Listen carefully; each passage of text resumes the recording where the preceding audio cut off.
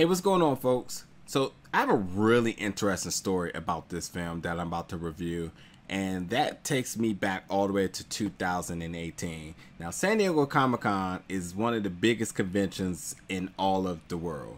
And San Diego Comic-Con is just beyond comics, but it's a big mecca for entertainment where people really come to debut the newest and latest projects with exclusive footage. And with all the excitement, all the big headlining and blockbuster things that goes on, you know, people go out there at times and, you know, there's just things that just call to you. You just, you know, you go against, you look for the things that, you know, people aren't talking about, or, you know, a little bit underrated or whatever it may be.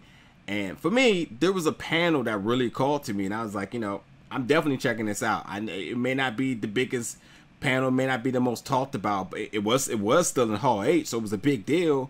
But, you know, it really called to me, and I wanted to check it out, and I was very satisfied afterwards. So that panel was called Movies, Music, and Martial Arts. Three things I absolutely love, and it was hosted by no other than the legendary Wu-Tang Clan leader RZA. So hell yeah, I'm checking this out, right? And not to mention the panel that was the other panelists that was involved with this, like we'll talk about in a second. But yes, he used this time to promote his new film Cutthroat City. And so when he did so, back in 2008, ton of footage, ton of talk about. The guy's just genius in his craft. And I was really excited to see this film. Now, you've seen him in other films and so forth, but this being his little golden child, I was very excited to see it.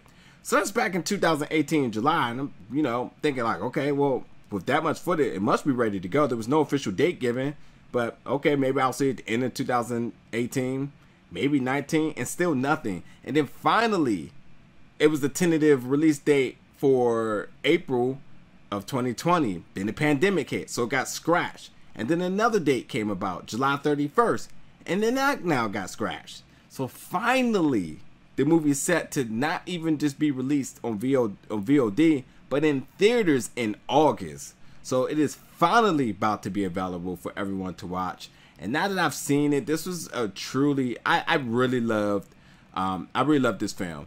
I'm not gonna say it's the best film I've ever watched, but I liked it. It was really dope, and that's probably a pun, but it's just a really good, solid movie that I enjoy, and just the talent that's involved, you just appreciate it so much. There's definitely a ton of bright spots in this movie and good performances and so on. But overall, altogether, this movie, I'm definitely gonna break it down. The ending will definitely be controversial for people because it does take a little bit of thinking to kind of etch it all together, but I'll make sure I get that covered for you all.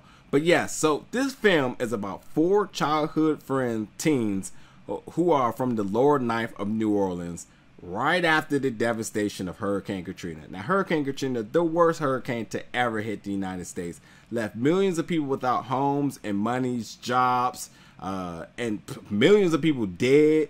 FEMA, you know, was not there to help. It was a really difficult time, and it just, you know, some people's lives just never ever changed. But for these 4, they were really left without options. They had no choices. They couldn't get a job. FEMA didn't cut them any type of benefits, and they didn't have anything to do. So these 4 decided to do the most impossible job ever, and that's rob the casino. As retribution, nonetheless, because they felt like the casinos being built in New Orleans was taken away from the people. So this was one of those like Peter Pan type of things, where it's like, except they wasn't giving the money to the people, but nonetheless.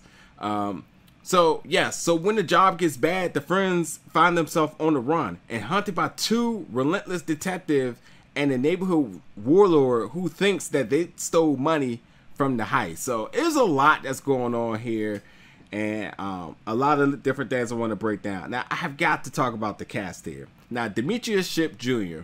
may not be a name that you know instantly, but when you see his face, instantly look like the most iconic rapper of all time, and that's Tupac Shakur. And he absolutely channels his inner Tupac, his Bishop from Juice in this. Shameik Moore, the voice of Miles Morales from Into the Spider-Verse and from the movie Dope. Keean Johnson, who plays the character Junior in this film, who plays Hugo in The Leader, and he's also was just recently in the movie Midway. And how many other people can I talk about really quick? Terrence Moore. Terrence Howard is in this. Wesley Snipes is in this. Ethan Hawke is in this. So many other world. Denzel Whitaker, who is the son of Forrest Whitaker. Like, there's a lot of people involved in this film, and a lot of the core young nucleus. They do a really good cohesive job together. First of all, Keean Johnson, the transformation here from Mr. Loverboy in Battlefield Alita to the Bad Boy Jr. in this. He does a phenomenal job, and I was so invested into his character. Typically, that's one of those type of things where it's just like, no way. And not to mention, like, I got to meet these people back in San Diego Comic-Con. So, like, seeing how hype and how excited they were for this project, to really see this come to fruition, it's such a good feeling. They really did do a good job in it. But anyway, so the title, Cutthroat City. So there's two other things I want to talk about really quick. So you have to think, RZA, and if you're a fan of his, you know how much of a visionary he is, how much he likes art in itself. And Cutthroat City it's a comment that, you know, Shameik Moore's character is trying to pitch during this thing. So he's an artist in this. And, you know, Shameik Moore, voice of Miles Morales, and you think about the abstracts that was in that film, and you kind of think how that kind of really, you know, jump-started his career. So he's always going to be synonymous with that role. And, you know, RZA and him being a visionary, you know, they had to do something artistic here, and that they did. So when you kind of see the comic book visuals in the beginning and the ending of the film, and some of it from the illustrations that that Shameik Moore character does, it's truly, like, it's magical. It's really well done, and I really like that. But yeah, there's a lot that goes on in this film, and the biggest thing where I keep saying that there's a lot is because of the theories that are being projected in this film. Now, we talk about Hurricane Katrina, and you heard about the whole idea about FEMA, and you hear the whole thing about, like, you know, the president didn't care about black people and so forth. There's so many tidbits of that, and how this was sort of a plan, a scheme, the government was behind it. Just so many little different tidbits of that in this film. They talk about gentrification in it. It's just a lot. So upon watching this film and enjoying it, it does make your mind think, because, like, again, when you're just being shoved so much information, you start to really kind of question things. And I think that's a really powerful statement for this film. There's a ton of Easter eggs in this film as well, too. And I also think that this film does a good job in paying homage to New Orleans history and portraying it in good fashion, from the lingo, from the clothing, and all that other good stuff. The references, all that stuff, I think they did a really good job. And the accents as well. And really showing the true heart of its people. You know, everyone had to hustle to make ends meet there, so it was literally a survival. And, you know, I can attest to that, because when Hurricane Katrina came, a lot of the kids were moved into school districts into my area, and they were some of the roughest kids, you know, to ever be in the school. But that's all they knew, because they just had to survive, and it was being put into another element that they've never been into.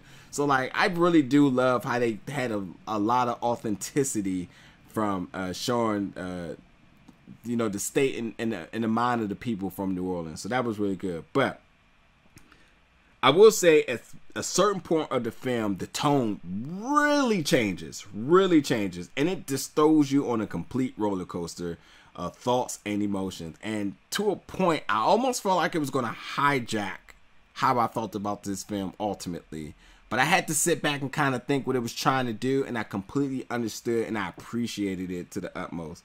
But I can't say that there's just so much. Just the performances was just really good, and it really left you wanting more. I mean, when you talk about a film that is set in such a desperate environment, with good performances, with action, crime, and drugs and all that other good stuff, you know, it really piles on, and it leaves its viewers very much entertained the entire time, because, you know, that's just the name of the game, of the crime, tragedy, and murder. It's just it at a point, it's just is a lot, but it just does a really good job in keeping its viewers invested. Now, I have to say this now. I thought that it was really, really cool to see the murals that were painted in this film as well. I'm not quite sure if Shameik Moore did them, but I know his character portrayed to have done it, but it was still really good. I'm a huge fan of that, and that's one of the biggest things when you go to New Orleans that you see. And I really do like how the murals were kind of inspired by the effects of Katrina, and that's why New Orleans has some of the best art I've ever seen, because it's just because these people's lives have changed, and you know, and just being able to display their form of hate and hurt and so on, and then being able to display it in a positive way through art, and it's just really, really good. But I will say this: you have got to, on everything, you got to watch the mid-credit stinger, because it truly brings the story into full circle. It is almost mandatory that you watch this. But because yeah, at a point I definitely had some things I was a little bit confused about, but the mid-credit scene definitely saved it all for me and it brought it all together. But I can't stress enough, Cutthroat City will be available in August. I'm not quite sure if it's going to go on video on demand, but it will be in theaters, and the date is still pending. But nonetheless, that's all signs are leaning towards August. And I enjoyed this film. I cannot wait to hear what you all think. Definitely come back in the comments to let me know. And until then, I'll catch you all soon. Take care.